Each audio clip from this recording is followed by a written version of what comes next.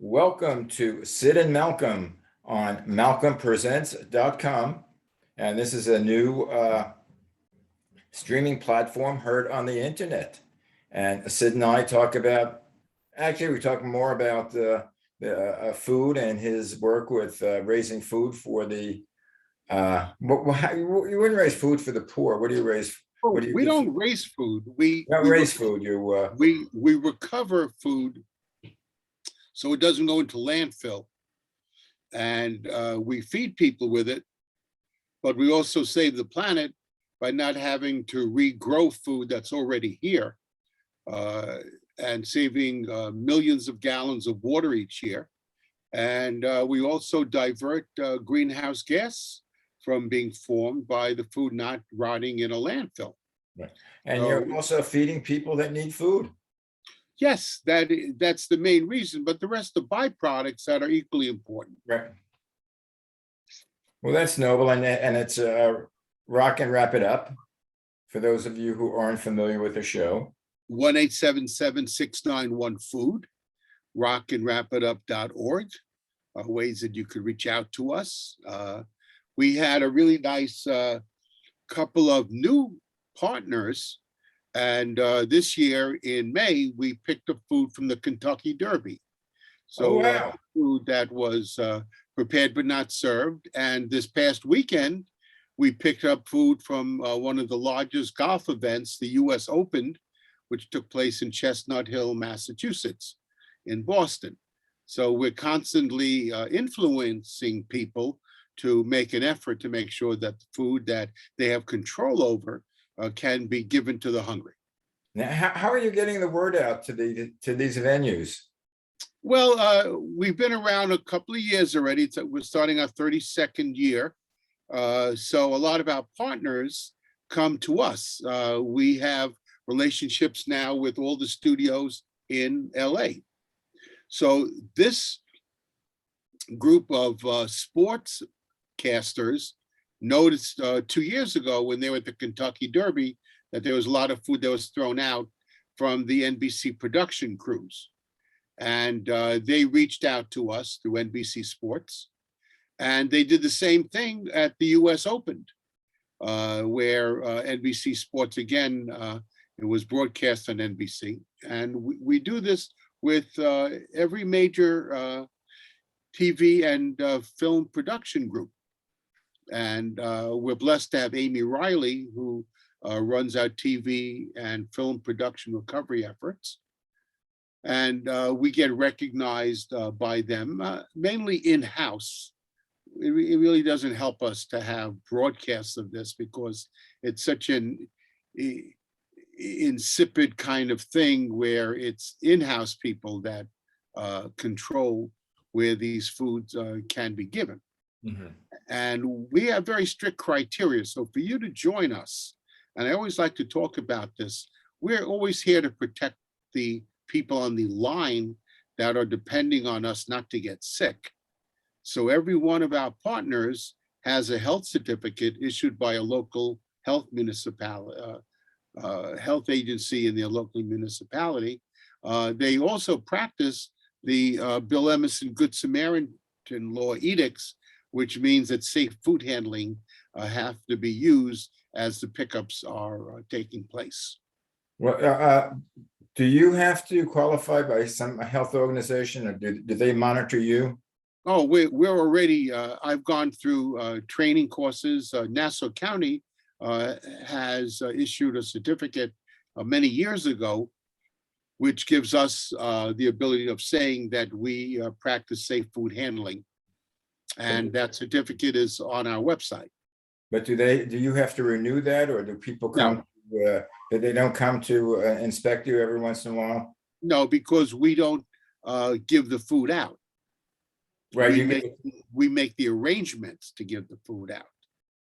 Well, Rock and Wrap It Up in a very small local area is involved in giving the food out. We have a veterans program that we give food to veterans, to our veteran farmers market.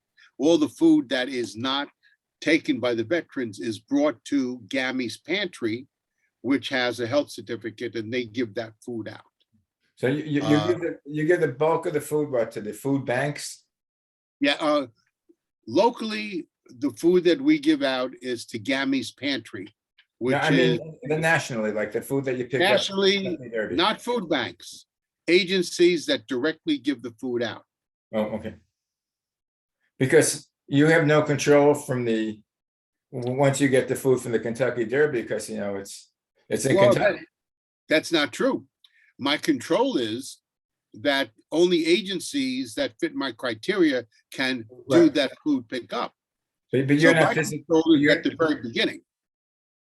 but you're not physically involved with, Why, if we have a partner that is already vetted by us, that has a health certificate, that has an ongoing program, why would I want to be involved?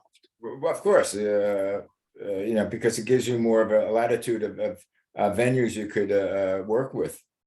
Well, they know what they need to work with us. If they Yeah. don't fill that criteria, I won't work with them. And that is the safety part of this, which has made Rocket Rapid so effective nationwide, that this criteria we don't waver on. If you don't fill our criteria, you cannot be a partner of ours. Right. Now, let's say like a Kentucky Derby, would you pick up food from them on a weekly basis or monthly basis? Okay, No. The Derby is only one time. It's a one-time event, but we have other one-time events. The Greater Hartford Open is a golf tournament that has been giving us food now for 14 years. That takes place at the end of July. So they know that our local person, Kareem Mebin, is going to be the contact person, and that food is picked up on Saturday.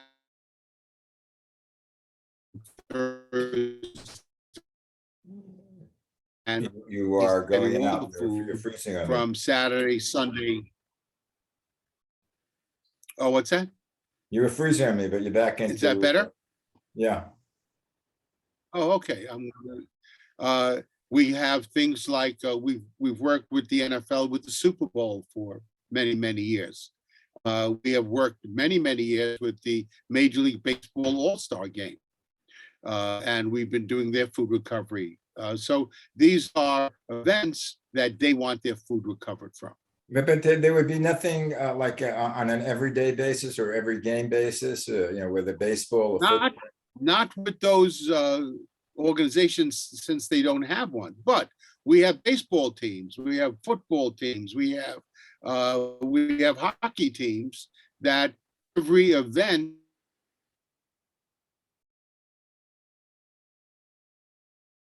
went on to the NFL Stanley Cup chase.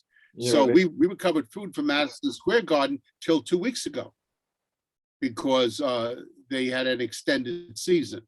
right. We do all the food pickups from every event at Madison Square Garden.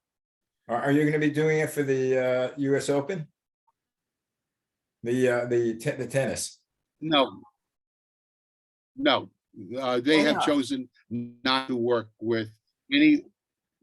It's not my business. I don't know. Oh, okay. They have their own reasons. They don't give the food away. In the instances when that happens, I could only surmise they feed their staff with the food. So they may not be paying their staff a lot of money. So that could be a benefit for working with the US Open. They work with quite a number also of volunteers at the US Open. There's a chance that the food that is not prepared but not served is feeding those volunteers. But could it be also that they're unaware of your organization, or they're aware? Absolutely not. Malcolm, we've been around since 1991. I know. Everybody knows about our organization. But I'll bet you there are people working there in that organization that weren't born in 1991. Could very well be, but again, there are corporate reasons why they do things and don't do things, and I don't question that. We have more than enough opportunities that are here. I don't judge people. If you want to be part of us, thank you, and if you don't, we'll move on to somebody else. Right, someone that wants to. There's enough people there. Good philosophy. So, let's talk about the next 6 months in the United States. I, uh, I have a very bad feeling that there are going to be food shortages across the United States. Only across Now, the United States or when across the you world? well, it may be across the world. I'm only concerned about us. Let the world take care of itself. I'm not a policeman for the rest of the world. Mm. I worry about the 300 million people that make up our country, and not those people that sneak in and are illegal. Fuck them, as they say in New York. I'm concerned about American citizens that are not going to have food available, and it scares the shit out of me. Because what could happen is there's going to be a plan made up, an emergency plan, a doomsday plan as to who's going to get food. And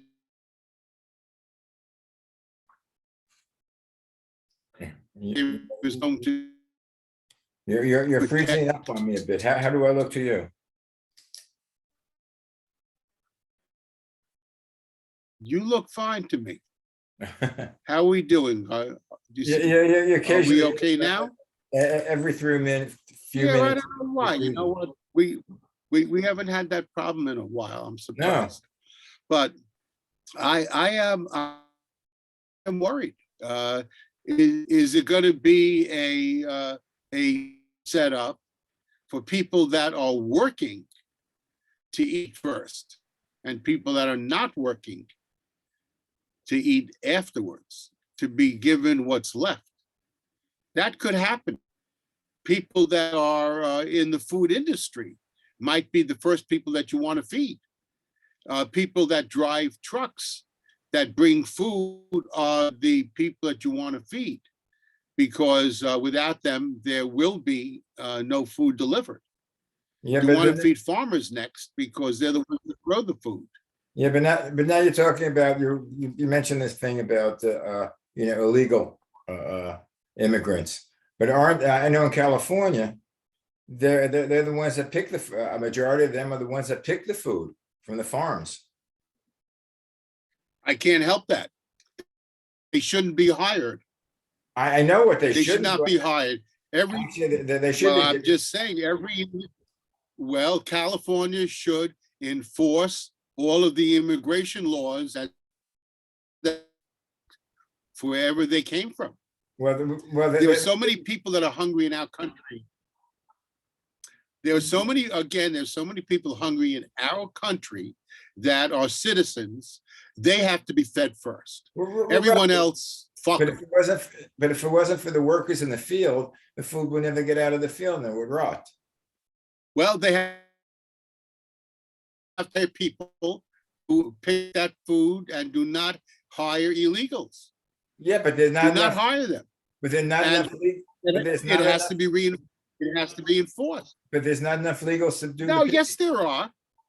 Well, there have to be. You have to enforce laws, and these laws are not being enforced, and it's costing jobs for local people. Well, Even though they say, I don't know where the local people take those jobs. That's the problem. I don't think the illegal Well, immigrants are taking. pay enough money, and you'll hire people that should be hired. Well, I believe in a job should have a fair wage. A job should have benefits, and all that is incumbent, less profit for the farmer, in my opinion, and have every that is eligible for a job to have those benefits, that they could have a living wage. That's what we're involved with Rock and Wrap It Up. We're taking people out of poverty. but I'm not sure how much of our produce is manufactured or is grown by local farmers, and how much are grown by conglomerates, large agricultural business. Do you know? No, I think it's different state. It's different in each part of the country, but American jobs for Americans. And, we have our own family history.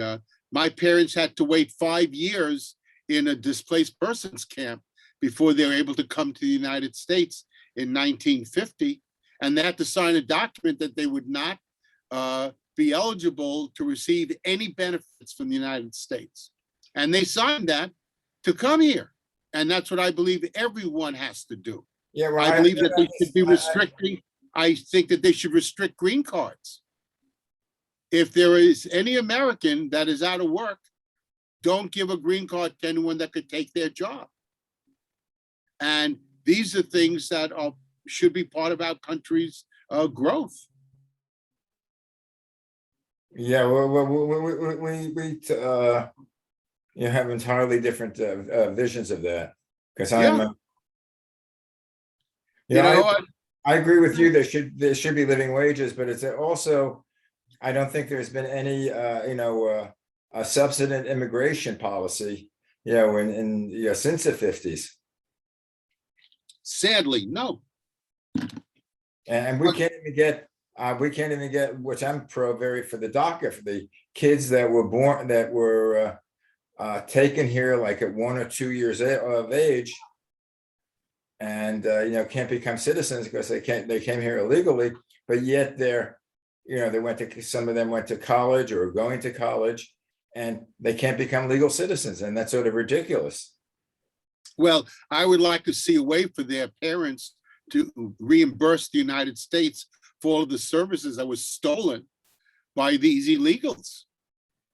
Well, our country has subsidized illegal activities. Right, but then the question: how about the illegals who have worked, who have paid Social Security, and are not getting any benefits from it, or have paid, taxes? There are very few of them, Malcolm. Compared to those that are taking benefits, there are very few of them. We have to find a way. And one of the other things that I am a strong proponent of is that anyone that is working in this country, if we can't find out who they are, if they are sending money overseas to anyone, any money that's sent overseas to family members or to a bank account, take 28% out of every transaction and give it to the United States government to make up for taxes that have not been paid. And the United States Secret Service is already reviewing clandestinely every transaction that takes place to overseas money transfer. Mm-hmm. And that is one way of getting reimbursed for stolen tax money. So if you are an illegal working in California or New York or Florida, and you're getting paid money and you're sending that money overseas, and that money has been off the books, you have to pay 28% to the United States government. So you feel that our country has no responsibility to help other countries that might be Absolutely not. So you don't think our country? No. I'm not saying other countries. If you are here illegally or legally and you have not paid taxes on income that you've made, my belief is take it out when it's being wired overseas.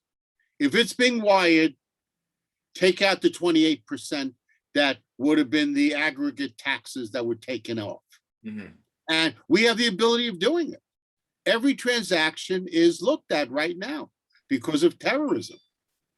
My belief is that since if they can't show a document that they pay tax on the money that they're shipping overseas, you take out the 28%.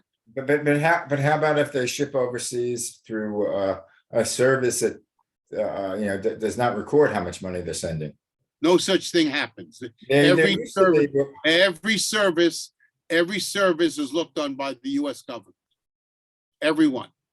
So any money that's sent overseas, take out the 28% so America can benefit from money that belongs to us. If I'm a taxpayer and I'm paying taxes, I want everyone to pay taxes into our country.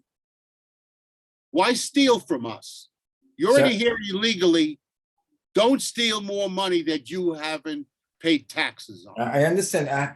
Now, when you give food to these different services to distribute, I don't give to services. We give to agencies that feed the hungry. Not okay, service. agencies to feed the hungry. Now, Yeah. do you check whether the agencies that feed the hungry only give food to American citizens? We would never do that. We feed the hungry. So in that instances, the hungry could be illegal. Not a clue. I don't want to know. If you walk into my place and you know that I'm feeding people and you're hungry, that's all I need to know. I don't want to know anything else. It doesn't matter to me. Because the people that have donated food to me, it doesn't matter to them. All they care about is they want to feed the hungry. Right, so if, would you, let's say you would feed the hungry, would you let the INS come into your, well, actually, you don't have the organization. No. But that sort of doesn't come into your philosophy of only Americans should benefit from it. No, hungry people should benefit from it. I'm speaking as an individual. As an individual, I believe that our country is being robbed by people not paying taxes. And in the aggregate, that tax dollars comes back to people through social services, even if they're getting it illegally. I want as much money to come from the largest pool of people that are earning money in our country. Well, yeah, but then again, conversely, people who earn the most money are able to or able to save on taxes and not pay their fair amount. I don't believe that at all. You don't believe like multi-billionaires have the best accountants there are that take advantage of the tax codes? I mean, believe they all pay. They all pay. They're doing it. They're doing. Yeah. Well, how about something like where they show that the multi-billionaires pay less taxes than people working for them. But the multi-billionaires are hiring tens of thousands of people that they're giving income to that are paying taxes. Right. So then it's okay that they don't pay taxes. I agree with that. Absolutely. Okay. And corporations that don't pay taxes. As long as they are hiring people and giving them a fair wage, I have no problems with them as long as it's within the laws of the United States. And how about the companies that are charging more for products? Let's say during this period, let's say, example, gas companies.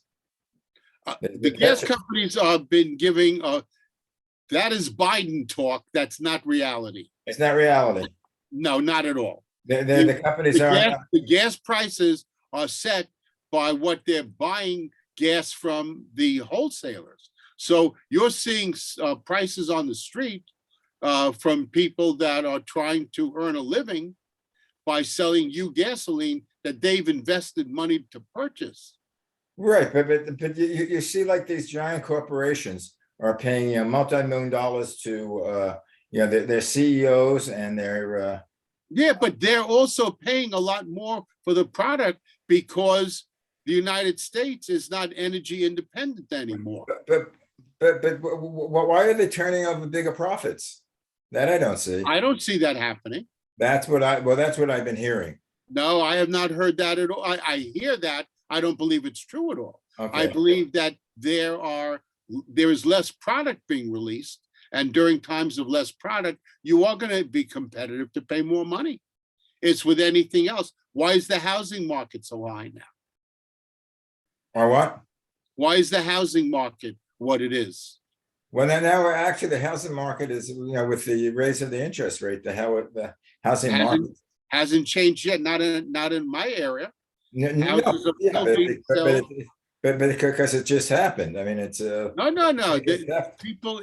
People that live in middle class communities are still able to purchase homes or whatever they need to, and they will put down a larger down payment to make up for the difference in interest rates.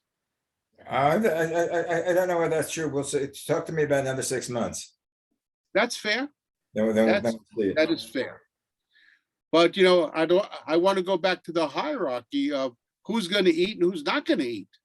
This is a dilemma that I believe that we're going to have to deal with over the next 6 months to 8 months, where if there's limited food, we are going to get less food. Rock and Wrap It Up will have less food to pick up because there won't be as much food left over at the end of a day. Yeah. Because the Costco's, the Trader Joe's, the large food markets are going to be buying less so that they don't have waste. And now they don't care as much about waste because they know at the end of the day, I'm getting food that they can't sell. They don't sell food that is short dated. They give it to me. Why do you think there'll be a scarcity of food? Because right now there's supply chain issues beginning. I believe that there are shortages that are sporadically now online. From what I'm hearing, there are shortages in feminine hygiene products. That is happening.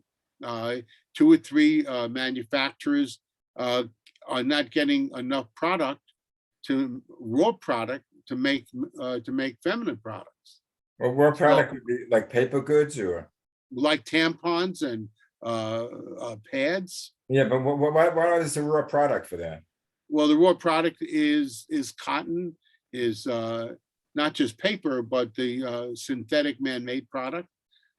They are in short supply right now. Well, number one, do you think that's part of this is because of global warming and the? Not at all. No, you don't think it's, well, I know one of it is Ukraine of, Well, Ukraine is going to have an effect on the European Union. One of the things that Russia will do over the next couple of months, they're going to destroy a lot of the wheat surplus that is in the Ukraine. The Ukraine is one of the breadbaskets of the world. They have very fertile land. Quite a lot of the country is used to grow wheat, corn, other grains, and they've always had surplus, and they've been selling it to the European market. I believe that the Russians are going to go after their silos and destroy them, and that'll mean that without surplus, Ukraine will not have money. The same way that Russia is still selling gas and oil to quite a number of people, even though we know that money is going directly to fund the war. The United States, until April, was one of the biggest payers of Russia. Over $100 million a day, they were buying gas and oil from the Russians. They stopped and that funded the war in Ukraine. Now that has stopped, but they had a 2-month supply of the U.S. giving them billions of dollars. And how about like all the? I know in California that a lot of the crops are dying because there's no irrigation, no water, and it's getting worse. And I know in India they had the same thing. I forget what part of India where they that's very agricultural. They're getting 110-degree temperature, and number one, farmers aren't able to go out and work, and number two, the crops are dying. It's sad, but this is again very cyclic. Just like we're having an inordinate amount of rain in the mountain states, in Montana, Utah, Wyoming, have incredible amounts of rain that they haven't had before. Everything's in a cycle, an earth cycle, little to do with earth warming. Right. So again, we talked about that. It's sad. Well, people have to find ways of doing better irrigation. And the only way of doing that is to see where their problems are now and do irrigate. One of the great things that I found is I'm a follower of desalinization projects. Yeah. And one of the countries, Israel, has become one of the leaders in technology for desalinization. And one of the first cities to purchase their product is San Diego. San Diego has the largest desalinization project outside of Israel, using Israeli technology to take seawater and convert it into water that can be used. Yeah, I again, with all our technology, I don't see why they haven't developed something like that. I guess there was no previous need. Right, and they're slow to the market right now, which is sad. Yeah, and another thing which I don't understand is how come we haven't found a way to preserve rainwater, which is one of the purest. Uh, Like we, here we, in we've Los Angeles, gone it away. rains. We've had, my house had a cistern. My house is from 1911. And until around the 1950s, we had a terracotta system where all the rain that hit the roof would come down a terracotta pipe and into a cistern. And that was water that was used by the house. And it was a 10,000 gallon cistern. It was 15 feet by 15 feet. Yeah. We had to fill it in because we were afraid that there'd be a sinkhole, after it was not being used. But these are technologies that we've had over the years. We've just gone away from them. Well, why haven't we reestablished them? Because I know in Los Angeles, when we have a rain, all of the rain goes through our sewer system, getting all the junk and pollution, and goes right into the ocean, and it pollutes the ocean. It's something that'll have to be revisited. Anyway, I think you as a scientist, maybe you should go back to your, former life as a scientist, because we have spoken, in other philosophies or other things that you've done in the past. It was Of course, interesting. I like your hat as a scientist better than, some of the other things you profess. Well, one of the things, it's interesting. I got one of my old friends sent me an article from 30 years ago. I think I told you I was involved in baseball. They introduced home run into baseball. So they sent me an article from a place, a magazine called Baseball Update from April of 1992. So I just put that on my Facebook. I'll send you a copy of it. Okay. Under that note, kid, I think we have to say goodbye. Our time has run out. Yeah, So sorry. Another fascinating session with you. I think that we covered a lot of things, and again, it's good to have intellectual conversations, even though we disagree. But you may not agree with what I'm saying, but I'm giving you reasons why I believe in what I believe. Right.